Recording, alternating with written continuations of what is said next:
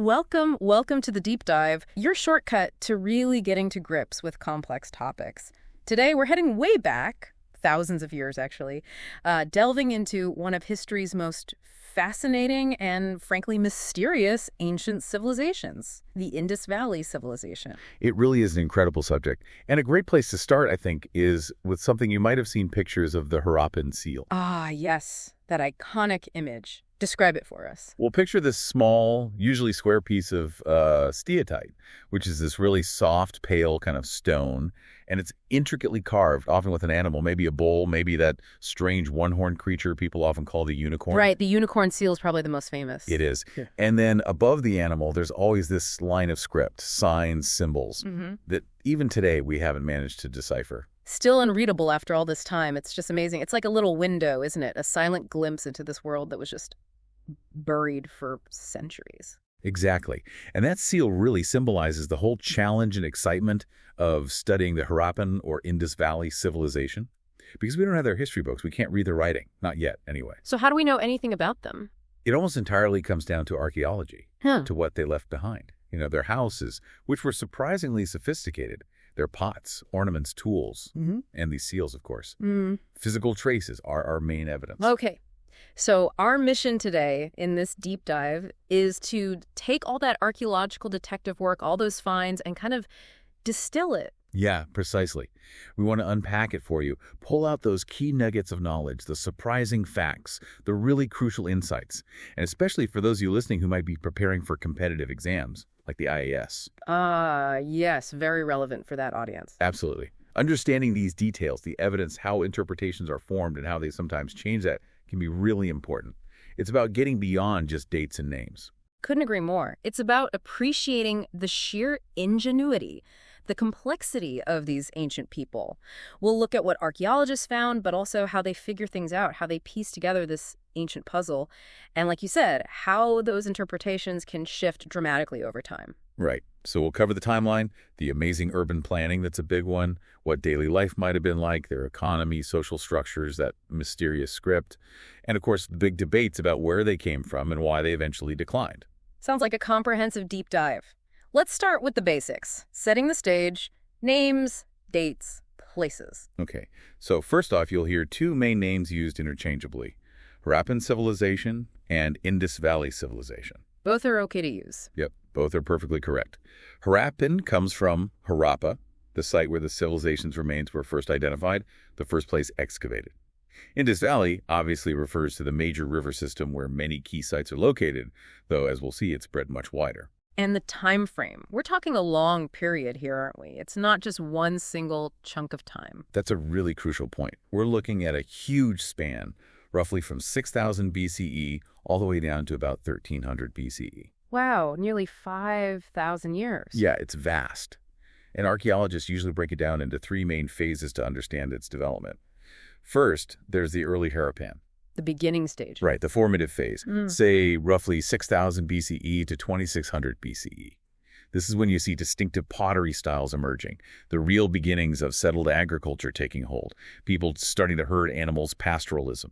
Settlements were generally smaller, crafts were just getting started. So it didn't just spring up fully formed, it grew gradually. Exactly. And what's really interesting and relatively recent understanding is that this seems to have emerged from even earlier farming communities in the same general region, some going back as far as 7000 BCE. So an indigenous development, not people arriving from elsewhere. The evidence points strongly towards a gradual internal development, an organic evolution within the region, building towards that later, more complex urban phase.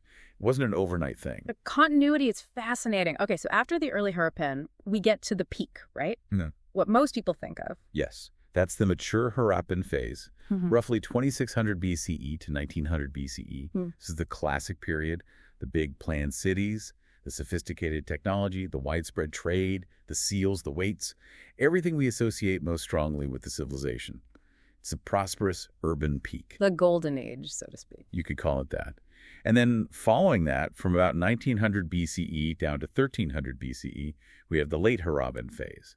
Sometimes it's called the decadent phase, which might be a bit harsh, but it definitely marks a period of decline and transformation. things changed significantly. We'll definitely circle back to that decline later, but first, if I'm an archaeologist digging somewhere in, say, Pakistan or Western India, what are the dead giveaways? What screams Harappan site?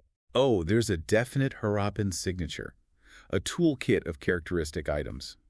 If you find specific types of pottery, that distinctive black-on-red painted ware, for example, or if you see bricks, baked or unbaked, being used in that very specific standardized ratio. We'll come back to those bricks, I'm sure. Definitely. And then, of course, the seals we mentioned, those unique cubical weights made of chert, very precise.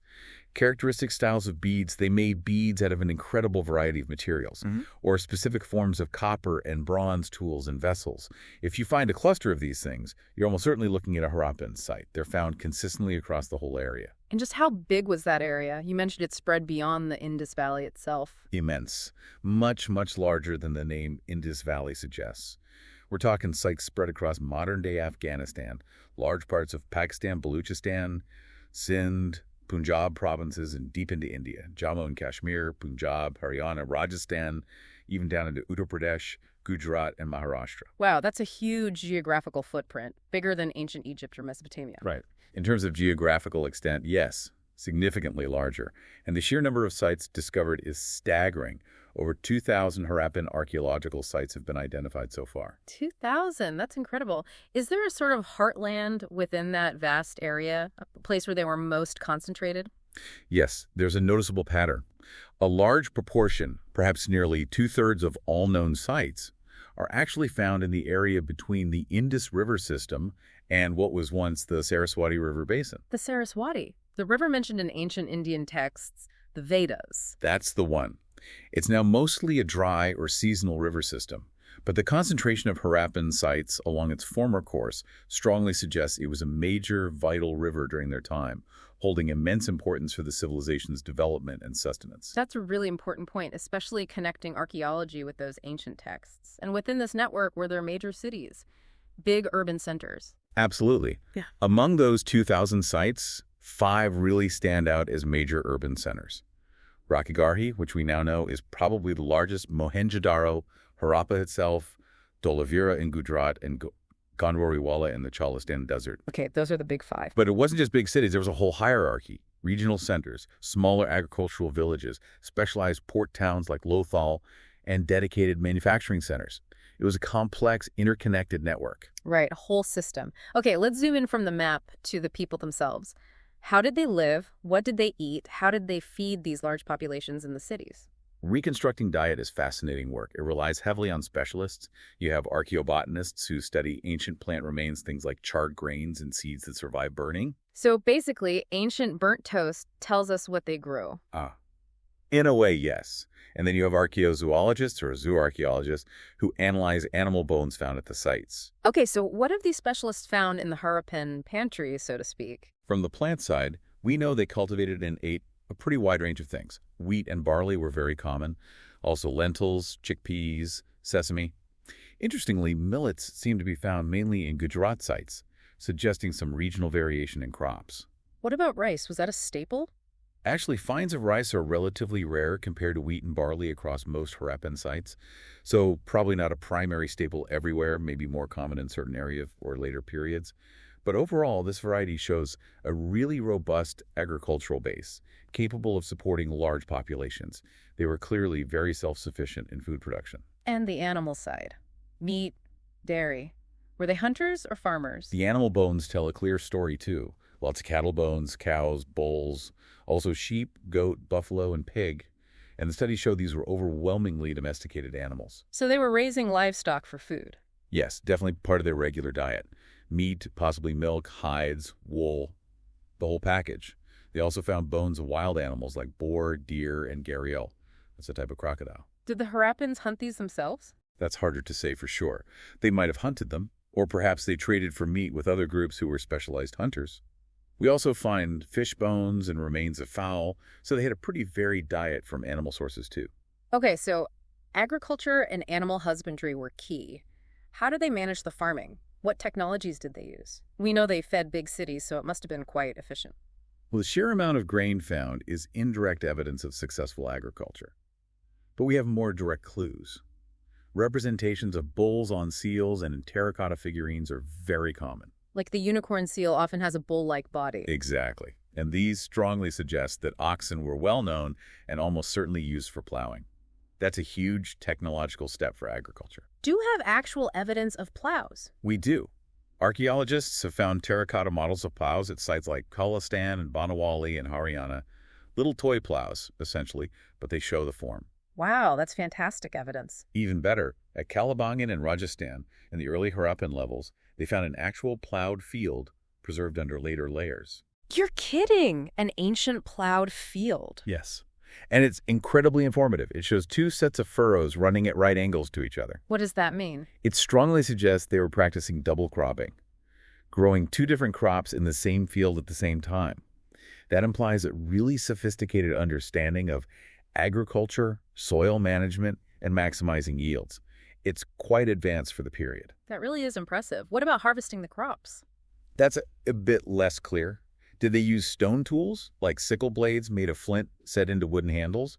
Or did they have metal tools, maybe copper or bronze sickles? Probably a combination, but the exact tools are still debated. Okay. And one more thing about agriculture water. Most of these sites are in areas that are pretty dry today, semi-arid. Did they need irrigation? Almost certainly. Sustaining that level of agriculture in those environments would likely require managing water. And we do have evidence. Traces of ancient canals have been found at a site called Shortakai, way up in Afghanistan, which was a Harappan outpost. Canal, Yeah. so deliberate water management. Yes. Now, we don't find extensive canal evidence in Punjab or Sindh, the heartland. But that might just be because ancient canals silt up and disappear over millennia. They're hard to spot. Makes sense. Any other water management evidence? Definitely. At Dholavira in Gujarat, they found these incredible large water reservoirs, cut into rock or built with stone, clearly designed for storing rainwater or diverting river water, likely for agriculture or drinking water. And of course, the sheer number of wells found in cities like Mohenjodaro suggests well water was probably also used for irrigation on a smaller scale. Okay, so they grew the food, harvested it. How did they process it? Did they grind grain into flour? Yes, and we have lots of evidence for that. Archaeologists find grinding stones, called saddle querns, in large numbers, especially at sites like Mohenjodaro. They were clearly essential household items. Saddle cranes. Like a saddle shape? Sort of. Usually a large, heavy base stone, often made of hard, gritty rock or sandstone, which gives a good grinding surface. They often have a convex base, meaning they had to be set into the ground or mud floor to keep them stable during use. What did the early excavators like Mackay say about these? Ernest Mackay, who did extensive work at Mohenjodaro, documented them carefully. He noted they showed clear signs of heavy use, worn smooth from hours and hours of grinding. He described two main types. One type used a smaller stone that was pushed or rolled back and forth across the base stone that was likely for grinding grain into flour. Okay, straightforward grinding. What was the other type? The other type involved using a second stone, more like a pounder, working it up and down. Over time, this created a deep, bowl-like cavity in the base stone. Mackay mentioned his local workmen actually called these curry stones. Curry stones. Really? Yeah, suggesting they were likely used for pounding herbs and spices for cooking, not just grain. It's a small detail, but it gives you a real flavor, pardon the pun, of their domestic life and food preparation. It absolutely does. It makes them feel much more real. Okay, from the kitchen to the city plan. You mentioned urban planning was perhaps the most unique feature. Let's talk about Mohenjodaro as the prime example. Yes. Mohenjodaro is the best preserved example of Harappan urban planning, and it's truly remarkable. Though it's important to remember Harappa itself was discovered first.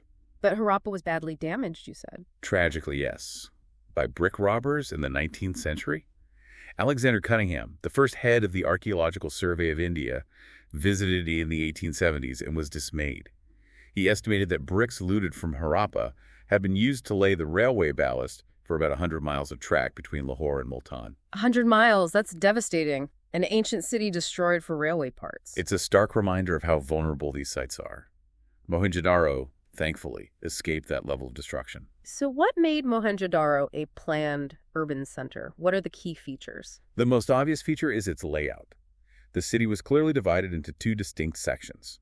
There's a smaller, higher area to the west, known as the Citadel. Citadel sounds defensive, important. It likely was. It was built on massive mud brick platforms, raising it significantly above the surrounding plain. And it was walled, physically separated from the larger eastern section of the city. And that larger section is the lower town. Exactly. The lower town was much larger in area where most people presumably lived and worked. It was also walled, interestingly. And like the Citadel, many buildings within the lower town were also built on platforms, acting as foundations. Platforms again. Why so much effort just for foundations? Flood protection is one likely reason, raising the living areas. But the scale is mind-boggling. Archaeologists have calculated that just constructing the foundations at Mohenjodaro would have required something like 4 million person days of labor. 4 million days, just for the base. Yeah. It points to an incredible ability to mobilize and organize labor on a massive scale. That suggests significant planning and some form of authority. What else signals planning? Once the platforms were in place, it seems all the building activity was restricted to specific planned areas within the city grid. It wasn't a haphazard growth. It looks like it was laid out beforehand. And then there are the bricks themselves. Ah, yes, the standardized bricks. Tell us about those. This is a really key indicator, and something often asked about in exams. Whether the bricks were sun-dried or baked in a kiln, they followed a remarkably consistent ratio across all Harappan settlements. The length was always 4 times the height, and the breadth was twice the height. Everywhere, from Afghanistan to Gujarat. Yes. This level of standardization across such a vast area is extraordinary for the ancient world. It strongly implies either a central authority dictating standards or a very deeply ingrained, widely shared system of measurement and construction practice. It screams organization. Okay, planned layout, massive labor, standardized bricks. What about infrastructure? I've heard their drainage systems were incredible. They really were. It's one of the most striking features. The streets and roads in the lower town generally followed a grid pattern, intercepting at roughly right angles. Like a modern city block layout. Pretty much, yeah. Okay. And what's really clever, and again points to planning, is that it seems the streets, with their drains, were laid out first, and then houses were built alongside them. Infrastructure first, houses second. That's foresight. Incredible foresight. This meant that every house could easily connect its wastewater drains directly to the main street drains. The main drains were typically made of bricks set in mortar, and they were covered with loose bricks or sometimes limestone slabs. Why loose covers? So they could be easily lifted for cleaning and maintenance.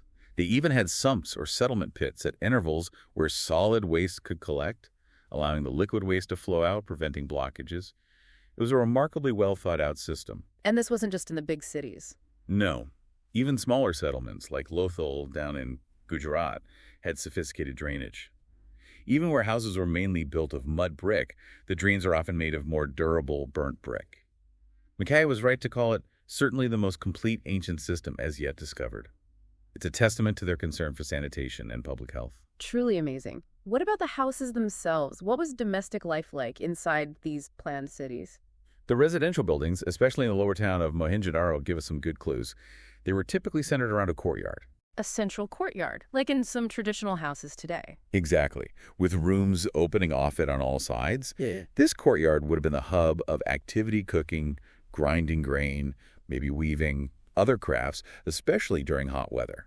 It provided light and ventilation to the inner rooms. You mentioned privacy earlier. Yes, there seems to have been a real concern for privacy. For instance, there are generally no windows in the walls on the ground floor that face directly onto the main streets. And the main entrance usually doesn't give you a direct view into the courtyard or the interior. You often had to turn a corner. Interesting. What about facilities inside the house? Sanitation was clearly important. Almost every house had its own bathroom, paved with bricks, with drains that connected through the walls out to the street drains we just talked about. Indoor plumbing, essentially. Pretty much. We also find remains of staircases in many houses. That suggests they either had second stories or at least access to flat roofs, which could have been used for sleeping in summer or for extra workspace. And another remarkable feature, wells. Wells inside houses. Many houses had their own private well. Scholars estimate there might have been around 700 wells just in Mohenjodaro. Often, these wells were located in a room near the entrance, sometimes accessible directly from the street. So maybe shared by neighbors? Or for travelers? Possibly. It suggests a mix of private convenience and perhaps some level of community access to water, built right into the domestic architecture. Okay, that gives a great picture of the lower town. What about the Citadel, that higher walled-off area? What was up there? The Citadel seems to have housed structures used for special public purposes, not ordinary residences. 2 structures are particularly famous, the warehouse and the Great Bath. A warehouse, like a giant storage facility. Exactly. A massive structure with a solid brick foundation. The upper parts were likely wood, which has decayed, but the scale of the base indicates a very large storage capacity, perhaps for grain collected as taxes or for trade. And the Great Bath, that's the one everyone sees pictures of. It is iconic. It's a large rectangular tank sunk into the ground in the middle of the courtyard. It's surrounded by a corridor. How did you get into it? There are 2 flights of steps leading down into the tank, one from the north, one from the south, and it was made remarkably watertight. They used bricks laid on edge and sealed them with gypsum mortar. Clever engineering. What else was around it? There were rooms on 3 sides of the courtyard. One of these rooms contained a large well, which presumably supplied the water to fill the tank, and there was a huge drain to empty it. Nearby, across a lane, was another building with 8 small bathrooms, each with drains, suggesting facilities linked to the bath's use. So a very elaborate, unique structure. What do archaeologists think it was for? Given its uniqueness, its careful construction, and its location within the citadel alongside other potentially important structures like the warehouse, the most common interpretation is that it was used for some kind of special ritual bathing. A public ritual space. That's the prevailing theory. It suggests that ritual and ceremony might have played a significant role in the public life centered on the citadel. This paints a picture of a really organized, complex society. Which brings us to the question of social differences. Were some people richer or more powerful than others? How do archaeologists figure that out without written records telling them? That's a fundamental question. Archaeologists generally use 2 main strategies to try and spot social differences in the past. First, they study burials, how people were treated after death.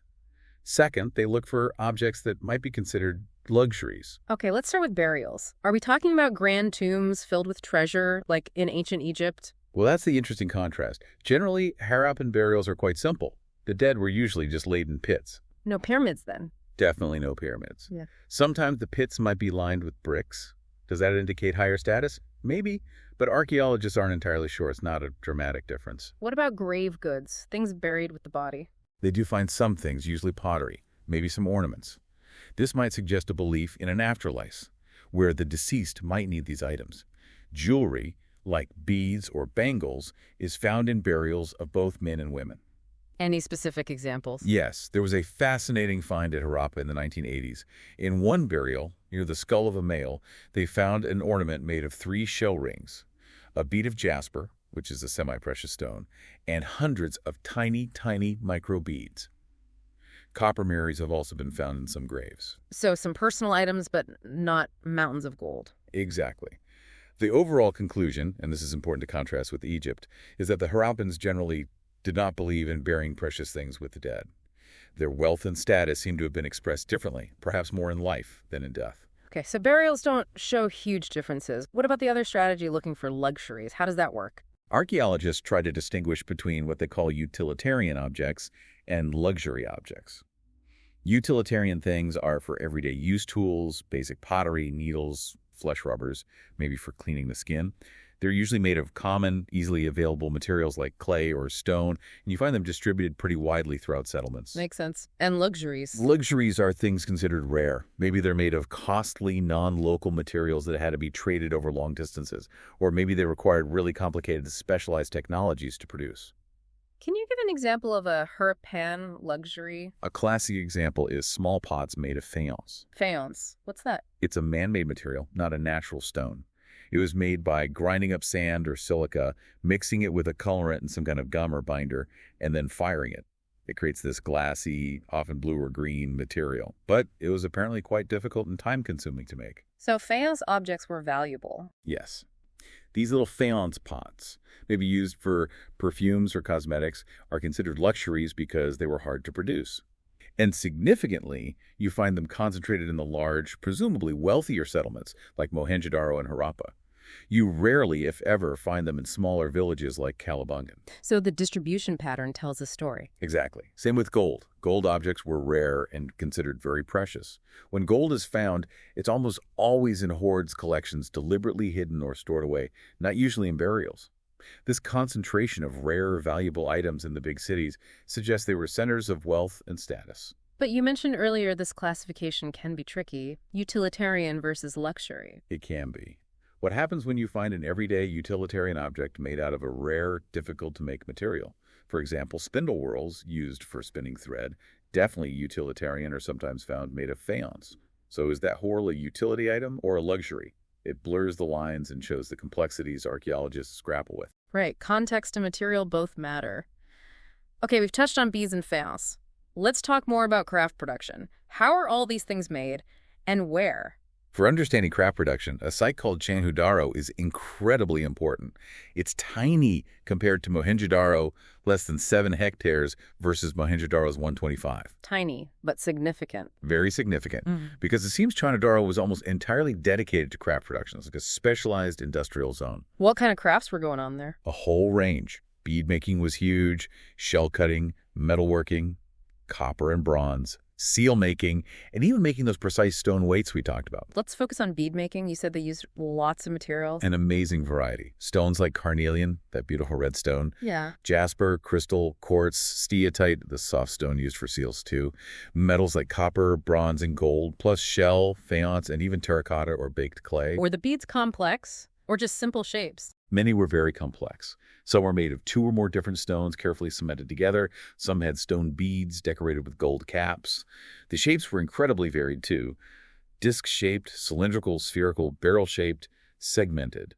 And they were decorated by incising lines, painting designs, or etching patterns onto the surface. How did they make them? The techniques must have varied. Absolutely. Take steatite. It's very soft, so they could actually grind it into a powder, make a paste, and mold it into intricate shapes that would be very hard to carve directly from harder stone. Ah, so molding allowed for complex designs. What about the really tiny steatite beads? Those steatite microbeads. How exactly they were mass-produced is still a bit of a puzzle for archaeologists. The level of precision at such a tiny scale is baffling. And carnelian, that vibrant red color. The red color of carnelian was achieved by firing the yellowish raw material and the beads at different stages of production. It was a multi-step process. First, chipping the rough stone, then carefully flaking it closer to the final shape, then grinding it smooth, polishing it, and finally the most difficult part, drilling the hole through it. Drilling through hard stone like carnelian sounds tough. It was. They needed specialized drills, and we found evidence of these specialized drills at Mohenjodaro, Lothal, and more recently at Dolavira. It shows a high degree of technical skill and specialized tools. So Mohenjodaro was like a bead factory exporting to the big cities. That's the idea, along with other specialized centers. For instance, Nageshwar and Balakot were coastal sites near shell sources. They specialized in making shell objects, bangles, ladles, decorative inlay pieces, which were then likely traded inland. Finished goods like beads from Mohenjodaro and Lothal were almost certainly transported to the major urban centers like Mohenjodaro and Harappa. How do archaeologists know a site was a craft center? What's the smoking gun? They look for a whole range of evidence. Finding raw materials is a big clue: stone nodules waiting to be worked, whole sea shells, chunks of copper ore. Finding the tools used is another clue. Unfinished objects, things that broke or were abandoned mid-process, are very telling. Rejects, mistakes. Failed attempts. Exactly. But often the best indicator is waste material. Waste. Like offcuts. Precisely. When you chip stone to make a bead or cut shell to make a bangle, you leave behind tiny fragments, chips, dust. Finding concentrations of this specific kind of waste material is a very strong sign that production was happening right there. Even tiny bits of waste can pinpoint a workshop. And remember, while there were specialized centers like Mohenjodaro, craft production also happened within the large cities, probably in dedicated workshops or specific neighborhoods. Okay, so they needed raw materials for all this craft production. And you said not everything was available locally. How did they get stuff from far away? This points to trade networks, right? Absolutely. Sophisticated strategies for procuring materials were essential.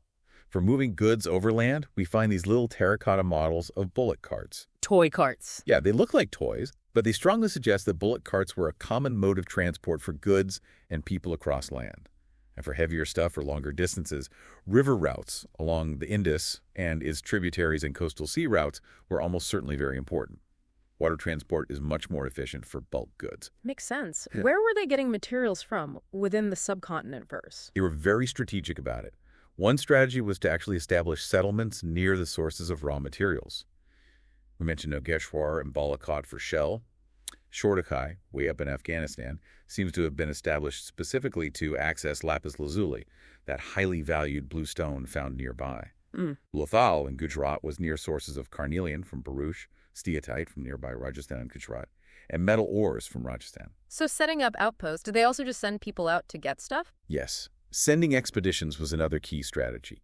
Expeditions were likely sent to the Khetri region of Rajasthan, which is rich in copper deposits, and also down to South India, probably for gold. When they sent expeditions, did they interact with local people already living there? It seems so. These expeditions wouldn't have just been resource grabs. They involved communication and interaction. We find evidence of this contact through occasional finds of Harappan artifacts, like those tiny steatite microbeads turning up in these resource areas, far from the Harappan heartland. Any specific examples of these local interactions? A great example is the Khetri region in Rajasthan. There was a distinct local culture there, known as the Ganeshwar Jodhpura culture. They weren't Harappans, they had their own style of pottery, but they had an unusual wealth of copper objects. The thinking is that these local people were mining and processing the copper, and then supplying it to the Harappans, perhaps in exchange for other goods. Kind of symbiotic relationship. Fascinating. So a complex internal network. What about beyond the subcontinent? International trade, was that happening too? Yes, and this is really exciting. There's growing evidence for contact with distant lands. Take copper, for example. While Rajasthan was a source, recent chemical analysis suggests that copper used by the Harappans might also have come from Oman, on the southeastern tip of the Arabian Peninsula. Oman. How do they know? Chemical studies have found trace amounts of nickel in both copper ore from Oman and in many Harappan copper artifacts. This shared chemical signature is strong evidence for a common origin, linking Harappan metal use directly to Oman. Wow.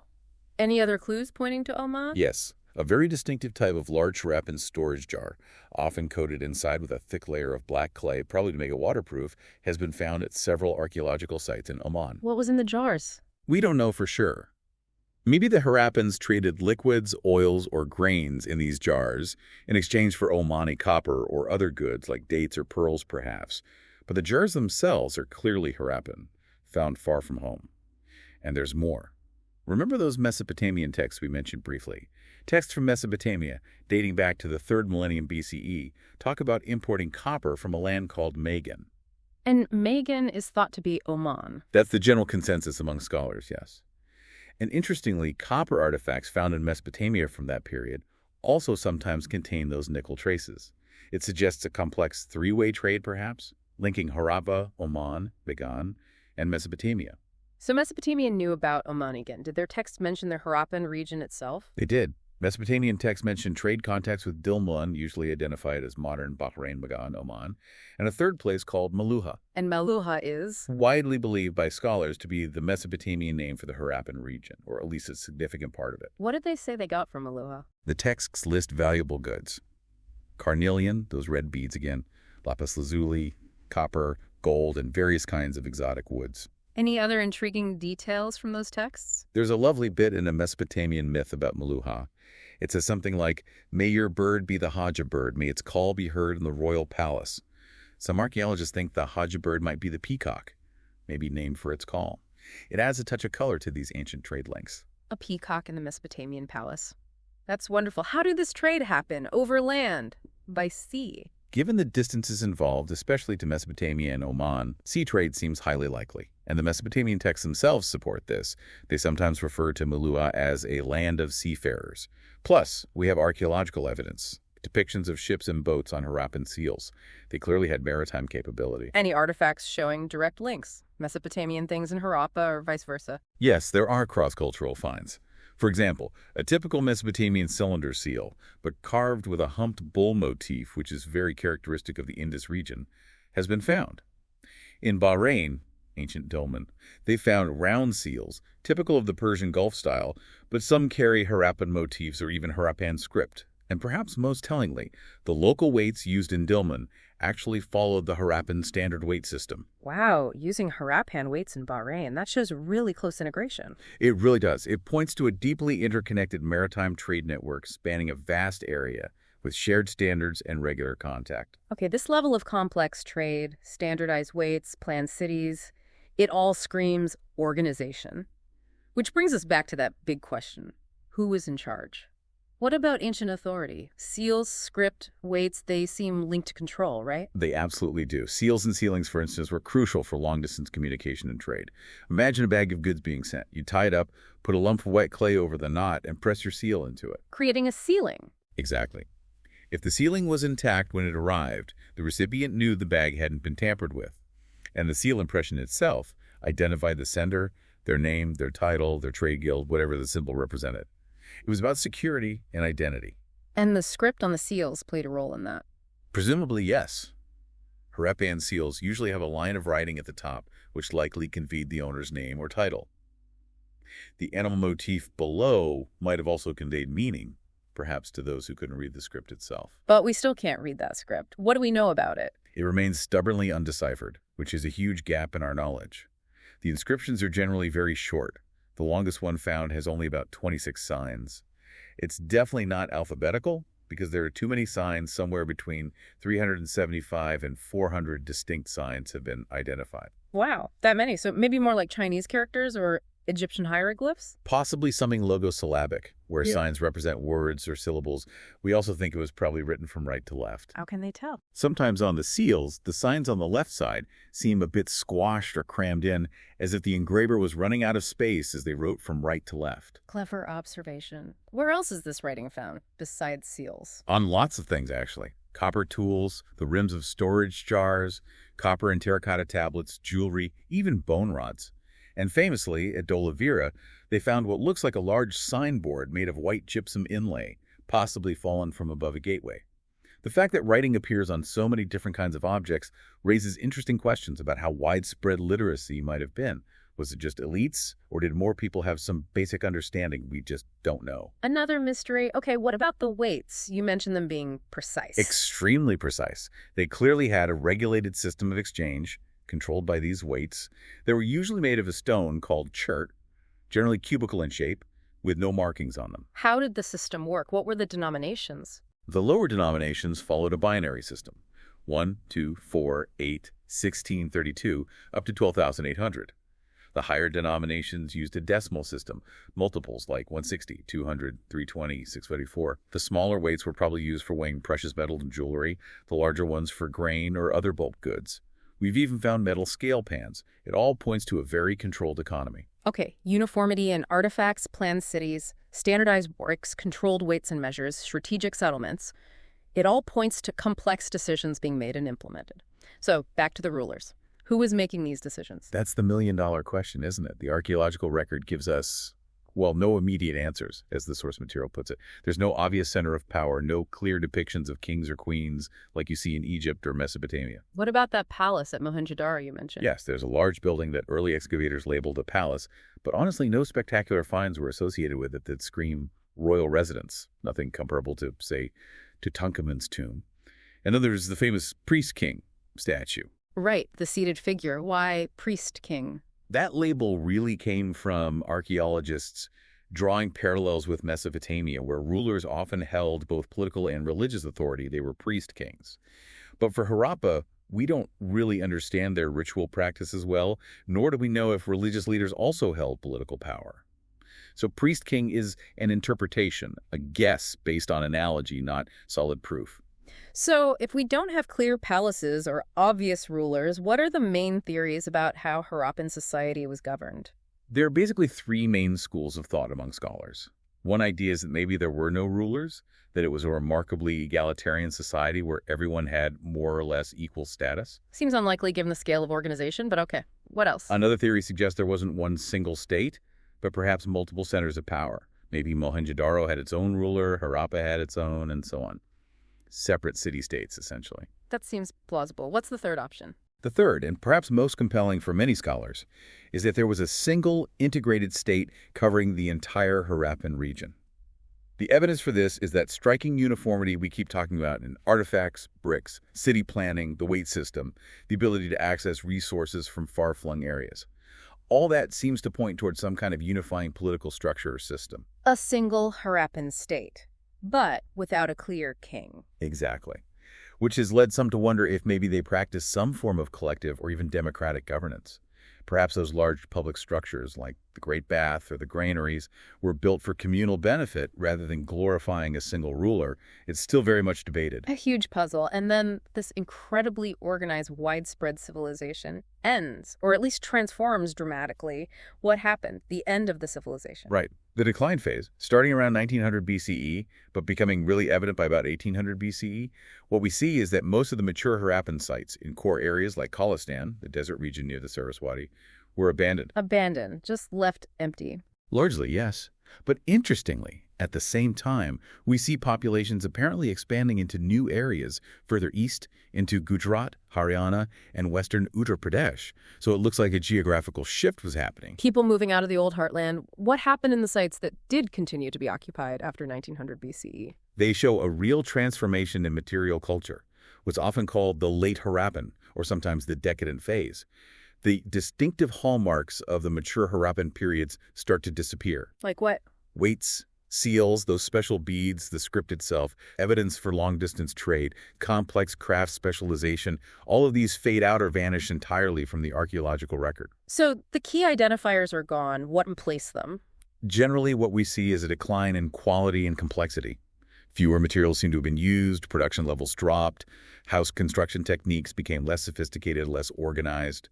And crucially, those large monumental public structures just weren't built anymore. It sounds like a simplification, a move away from urban complexity. Exactly. The overall picture is a shift towards a more rural way of life.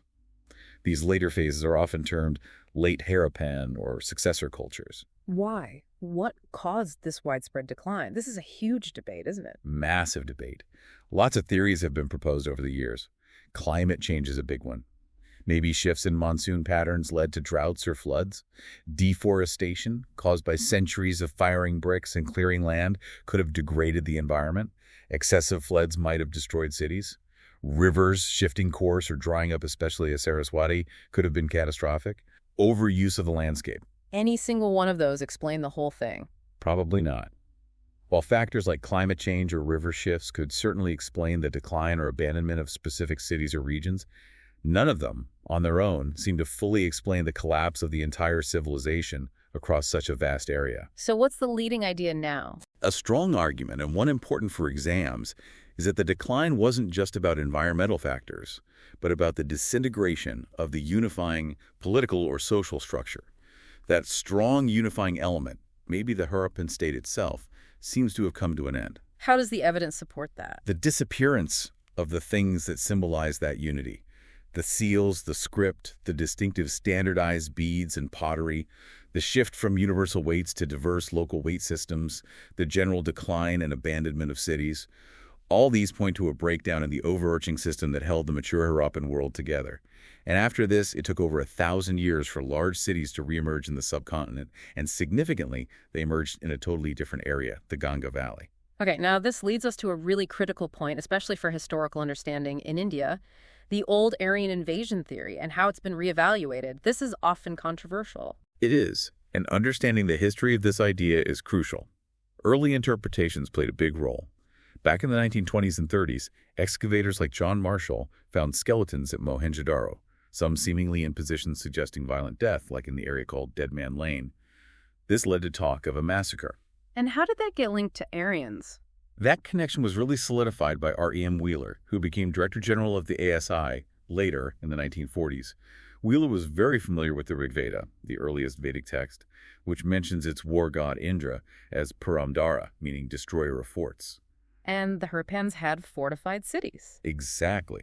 Wheeler explicitly linked the Rigvedic descriptions of fort-destroying invaders with the supposed massacre evidence at Mohenjodaro. He argued that even if the Harappan civilization was already declining, its ultimate extinction was caused by deliberate and large-scale destruction by these Aryan invaders.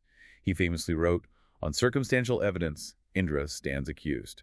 Wow, blaming a Vedic god for the end of Mohenjo-daro. That's a strong claim. It was hugely influential and became the standard textbook explanation for decades. But it was challenged, right? You mentioned George Dales. Yes, in the 1960s, archaeologist George Dales took a very critical look at the actual evidence Wheeler cited.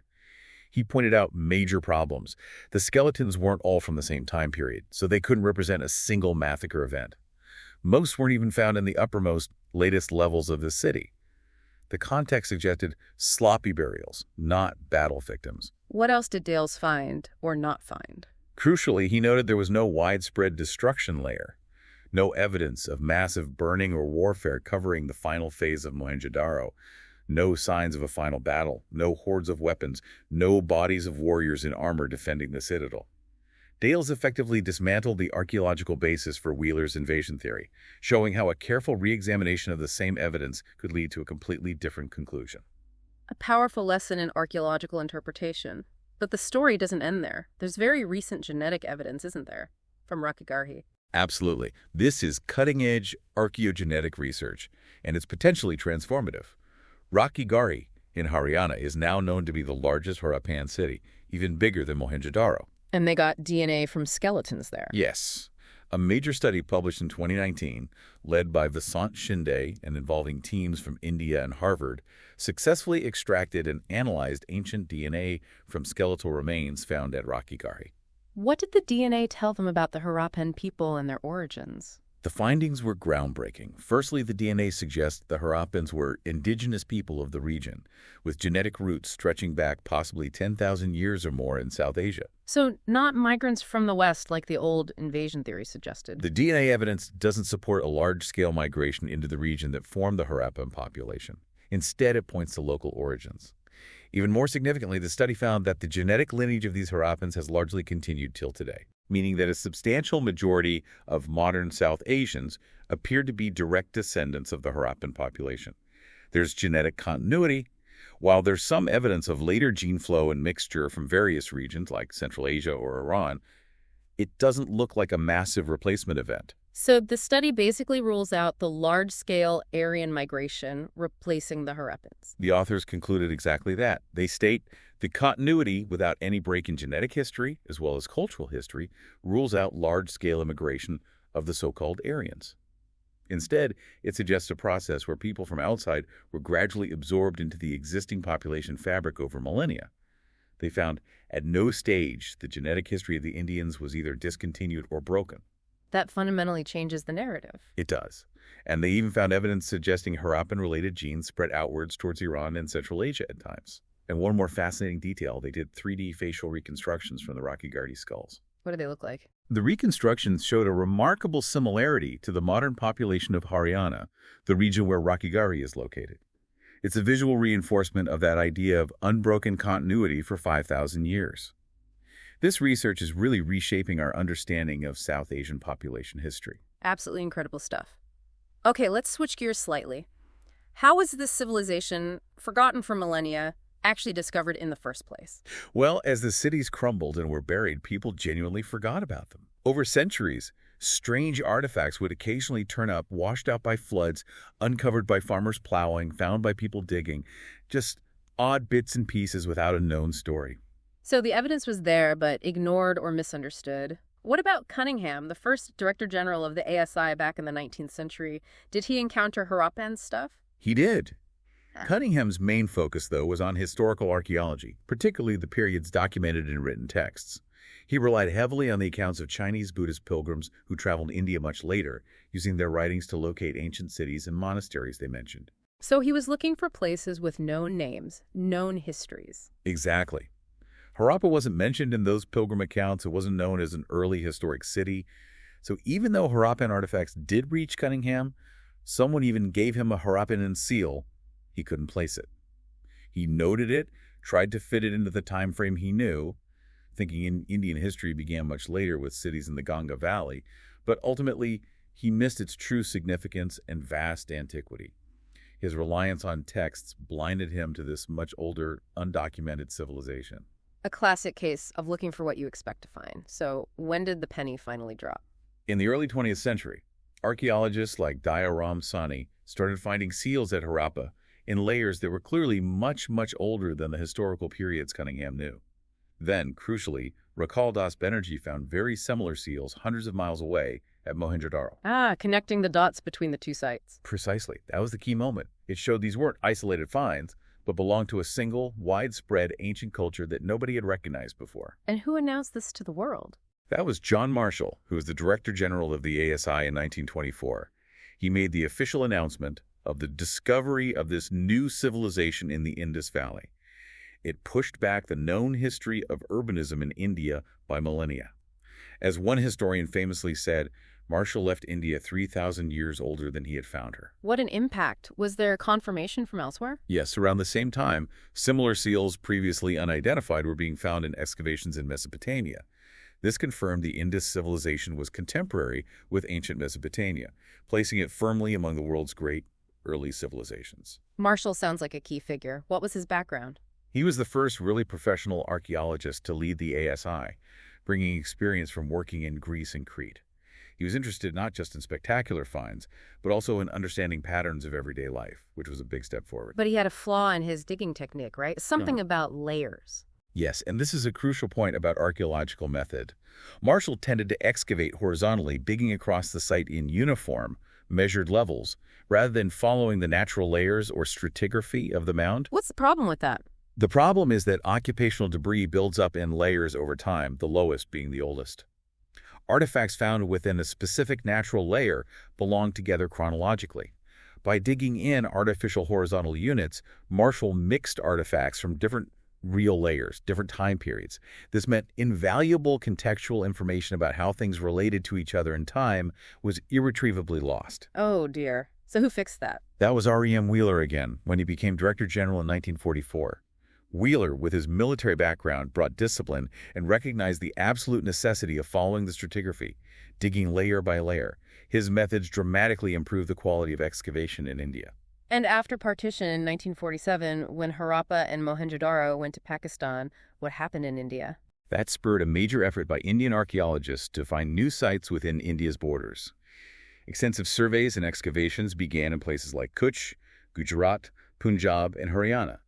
This led to the discovery of major sites like Kalibangan, Lothal, Rakhigarhi, and Dholavira, greatly expanding our knowledge of the civilization's spread and diversity within India. So archaeology is constantly evolving, asking new questions. Absolutely. Early on, it was about finding sites and defining the culture. Now researchers ask more nuanced questions. Why were settlements located where they were? What was the function of specific artifacts? How did the society actually work? There's also much more international collaboration now, using sophisticated scientific techniques like residue analysis, isotope studies, remote sensing, alongside careful excavation. It's a very dynamic field. Which brings us back to the fundamental challenge, piecing together the past when so much is missing, especially the script. Exactly. We rely almost entirely on material remains. Pottery, tools, ornaments, buildings. But think about what doesn't usually survive. Cloth, leather, wood, reeds. They decompose, especially in climates like South Asia's. So we only ever see part of the picture, the durable part. And even what survives might not be typical. Right. Archaeologists usually find things that were broken, lost, or deliberately discarded as rubbish. Valuable things were probably repaired, reused, recycled, or passed down. So an amazing intact pot found in a house might be an accidental survival, not necessarily representative of every pot they owned. So how do archaeologists make sense of the finds they do have? How do they classify them? Classification is key. The simplest way is by material: stone, clay, metal, bone, ivory, etc. Then, more complexly, by function. Was it a tool, an ornament, both? Something for ritual. Sometimes function is obvious. A pot looks like a pot. Other times it's inferred by comparing it to modern objects or by its context. Context is really important then. Where something was found. Absolutely vital. An artifact found in a house tells a different story than one found in a drain or a grave or a kiln site. Context helps interpret function and meaning. Sometimes we have to rely on indirect evidence too.